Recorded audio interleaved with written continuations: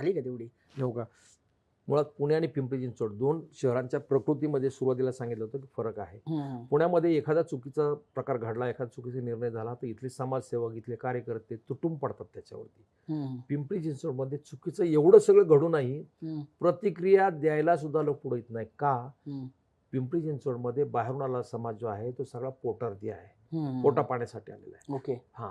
तो काय विचार करतो, की ह्या विषयावरती आम्ही जर काही प्रतिक्रिया दिली, स्वतःची भूमिका मांडली, हं, तर आमचं जगणं मुश्कील होईल. त्याच्यामुळे तिथं लोकं बोलायला सुद्धा घाबरतात. हं, ज्यावेळेस लोकं खुलेपणाने बोलायला सुरुवात करतील आणि हं, रस्त्यावरती येतील, हा जनतेचा जनमताचा रेटा निर्माण होईल, हं. त्यावेळेस ह्या लोकांना पळताबोळी थोडी एवढी दहशत आहे म्हणजे पीसीएमसी मध्ये. आहे ना, मग आहे हे ना. भाजपने भयमुक्त पीसीएमसीचा वगैरे नारा दिला होता. हो, मागच्या निवडणुकीमध्ये भयमुक्त, भ्रष्टाचारमुक्त दिला. भयमुक्तीच्या बाबतीमध्ये सांगतो, पिंपरी चिंचवड शहरातला सर्वात मोठा ह्या भ्रष्टाचाराचा सोडा, हं, सर्वात मोठा गंभीर प्रश्न कोणता असेल, तर या शहरामधली बालगुन्हेगारी. या शहरामध्ये बालगुन्हेगारी का? ते 16, 17, 18 वर्षाची पोरं जे आहेत, त्यांनी कुठलाही गुन्हा केला, हं, तर त्याला कुठली गंभीर शिक्षा होत नाही. तो हं. जास्तीत जास्त बाल सुधारगृहात जातो. हं. राज्यकर्त्यांनी अशा लहान मुलांचा वापर करून त्या शहरामध्ये प्रचंड मोठ्या प्रमाणात राज्यकर्त्यांनी म्हणता येईल. राज्यकर्त्यांनी हं, राज्यकर्त्यांनी गुंड पोचले, गुंडांनी ही बारकं पोचली. पूर्वी मी ज्यावेळेस तिथे केपीसी आपले कृष्णप्रकाश म्हणून आयुक्त होते, हं. त्यांनी मला या विषयावरती सांगितलं होतं, हा विषय फार गंभीर आहे, पुढे शहराच्या दृष्टीने फार कठीण म्हणजे आहे. मोठे पोलीस अधिकारी तुम्हाला हा, सांगतात. पोलीस आयुक्त. बरोबर, पोलीस मी आयुक्त. त्यांना स्वतः आमच्या स्टुडिओला डायलॉग करण्यासाठी बोललो होतो. हं, त्यांनी सांगितलं, it's very serious.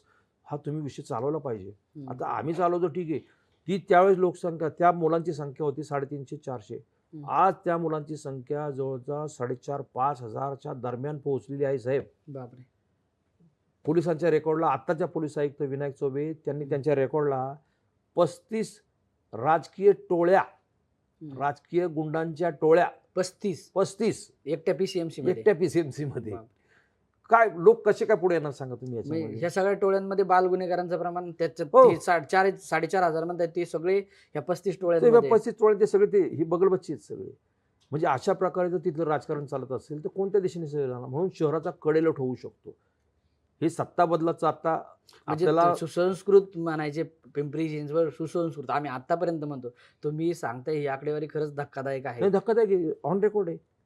Me crime रिपोर्टरची मुलाखत घेतली. दुसऱ्या दिवशी सीपी म्हटले, "अहो हे कशाला डिस्क्लोज केलं तुम्ही?" हं, पण ते याला लोकांना समजलं पाहिजे ना, आपण नेमकं चाललो कुठे? पुढचं आपलं जगणं, आपल्या मुलाबाळांचं जगणं. तुमची मुलगी रस्त्याने जाताना ती सुरक्षित घरी परत येईल याची खात्री पाहिजे.